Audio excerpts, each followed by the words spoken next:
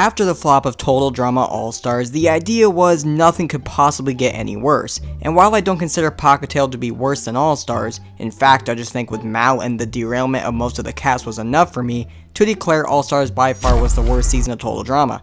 However, Pahkitew Island wasn't that much better.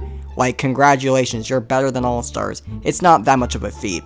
So on our list today, we're going to be talking about why Total Drama Pahkitew Island failed. But before we begin, make sure to click that like and subscribe button so I know you like my content. Without further interruptions, let's begin.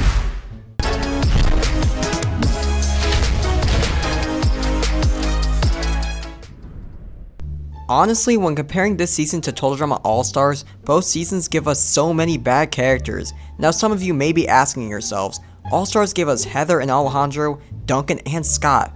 But the problem is, was it really them? Because the Duncan I know never really cared this much about proving to people he's a real baddie. The Heather and Alejandro I know was always so crafty and strategic. This Heather only bickered with Joe about being in charge, when she should know very well as if anyone's actually going to listen to her. Alejandro did his whole why aren't my legs working, when it literally made him gain nothing. Yeah, one of the biggest flaws of All-Stars was his character derailment, which also Pahkitew is responsible for a certain character to go from not that bad to outright one of the most hated characters of all of Total Drama. So unfortunately, Pahkitew doesn't escape the character derailment card either. All of which just proves my point that both seasons really give us the short end of the stick, which I'll get into the many bad characters of Pahkitew in a little bit. If you guys also want a video of me talking about fixing Total Drama Pahkitew Island, let me know down in the comments because I could honestly see myself making a 3-part series, or at the very least 2, on trying to fix this trash. Because believe me, there is a lot of it that needs to be fixed. Before this season came out and people speculating the many outlines of the cast, I actually had high hopes for this season that we would get, a lot better, treatment compared to what we got in All-Stars. But boy oh boy, they really fumbled the bag and I was wrong. Now, one thing I never really understood was why they considered Pahkitew Island to be the back half of Season 5 and not its own season. I mean, Revenge of the Island had only 13 episodes, and it was still considered Season 4 just by itself. Anyways, this was yet again a brand new cast, which I'm going to be dead honest, aside from Sean and Jasmine, everyone else is either complete garbage or is just barely tolerable. Take Whiny Dave for example. Seeing him go from not that bad of a character in the very beginning into one of the worst Total Drama characters of all time was absolutely ridiculous. His crush on Sky kept going further and further down the line, to the point he was more or less a liability to his team. Not only did he reject Ella, who actually liked him, when he finally gets eliminated, it's not even the end of him, because Chris decided to bring him back as a helper, only to expose Sky's audition tape, revealing she had a boyfriend back home this entire time, knowing it would completely push Dave over the edge, which it did. The dude wanted to kill her. Talk about another psycho Chris, am I right? What's sad is Sky planned to dump her boyfriend to go out with Dave, but at that point, nothing was getting through to him. He went bald and rogue. What a fitting end. Beardo was another trash character. Just take B from Revenge of the Island and make him so stupid and only have him do sound effects. Yeah, that's his entire character. At least B actually did stuff, like building a rocket couch and melting the other team's snow castle with an ice mirror. Beardo doesn't do anything. Like Stacy, I consider him total fodder and filler. Leonard, same exact thing, for the most part, except he actually talks, and instead of cartoon sound effects, he says random wizard spells. If you want a cosplay character, that's fine, but have him at least know the difference between fantasy and reality, something Leonard clearly doesn't know how to distinguish. Now granted, they do boot these characters pretty quickly, but we should not have a lot of these unlikable characters. Getting to the dark side of things, if you will, we have Amy, Scarlett, and Max. Amy I didn't like at all. She was literally a bully to Sammy for absolutely no reason. She's so busy treating her sister like complete garbage that she didn't focus on the game at all, especially compared to someone like Heather or Alejandro, heck, even Justin. It's like they didn't know how to handle her character, so that's just what they went with. Scarlett was basically a rehash of Mao. Now I will admit they did a great job of foreshadowing her evil side coming out, but the problem was they threw it all at you at once, giving you no time to see any of her evil plans come to life. I mean, yeah, she helped Max, but as for herself wise, she didn't accomplish much. Her threatening to blow up the island if Chris didn't hand over the Millie was an interesting idea, however in practice it just didn't work. Instead, they should have had her evil side come out in a way where it was during a challenge, so she could actually make it to the finale, not in a way where she just gets booted all in the same episode. Max wasn't that bad, he has some moments, but overall he's just a stereotypical I'm evil, ha ha ha. Overall, again, not a bad character, just literally, it's all too cheesy for me. That's like the best explanation I can come up with. You know, I don't think he's a really bad character at heart, but you know, because I see a lot of people praising Max and want him to come back for a future season, and you know, that's fine and all, but they should really tone down the I'm evil thing and have him actually accomplish some stuff. But other than that, no complaints. Topher wanting to take over the show I thought was cool to watch, however, it basically caused him to not focus on the game at all. To me, it was like when Duncan wanted to prove he was bad by blowing up Chris's cottage. Instead, replace that with Topher stealing Chris's phone to call the producers to try and replace Chris as host. Of course, it ends up being revealed that the so-called producer he talked to was actually Chris all along, and Topher of course gets the boot. Rodney, to me, would have been an awesome character if he didn't have his whole love at first sight every time he saw a girl and the girl would talk to him nicely. It was all just a big mess. Ella, Sky, and Sammy were okay characters. Honestly, I felt really bad seeing Dave turn down Ella. She gets bullied by Sugar on top of getting told by Chris she's banned from singing. Poor girl. Sky as a character to me felt like a copy of Zoe, with both having the same athletic build and skill level. Not much else to say. Sammy had some pretty good development. She had some good moments with Jasmine, which was really nice to see someone actually side with Sammy this time around. I absolutely loved seeing her trick Amy and taking her spot in the competition. It was very well deserved for sure. Lastly, getting to Sugar, she was considered to be Pahkitew Island's main antagonist, which I don't see how, she doesn't do all that much. She manipulated Sky and Dave, then bullied Ella. Big whoop. I don't recall her doing much sabotaging, and if there is any, it definitely doesn't compare to someone like Scott, Alejandro, or Heather. Is it me, or did she somehow become a worse, grosser version of Owen? I didn't think it was actually possible, but like her sticking her whole hand in the belly of a monkey was absolutely disgusting. I don't think they really had to go that far, but that's total drama for you. If she really is counted as the main antagonist this season, then she is definitely up there with Mal as being one of the worst antagonists I've ever seen. Honestly, Justin did a lot compared to her.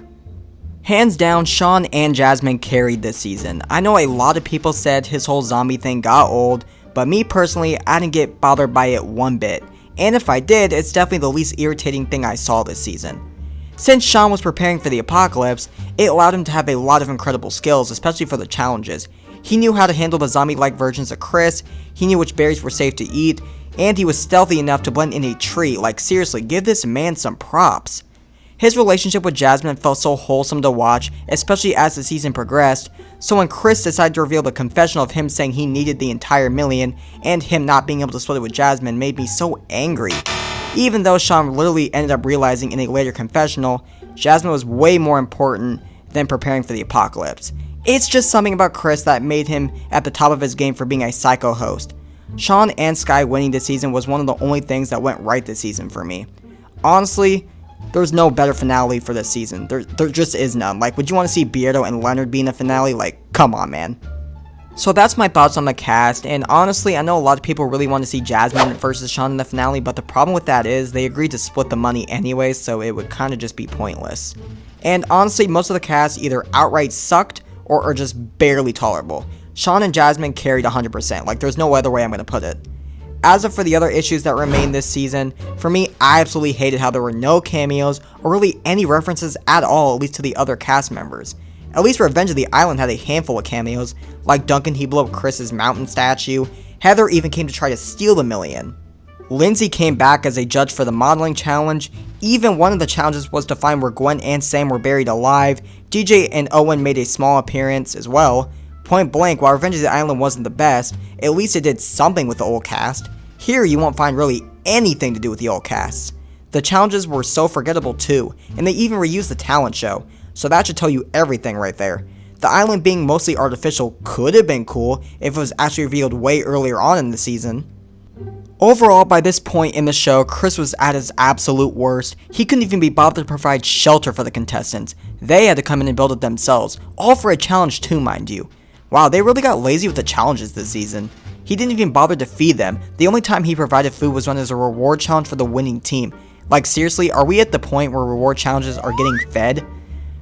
I really don't understand why they made him out to be this way. Remember in Island where he actually showed some compassion to the campers? Like, what happened to that?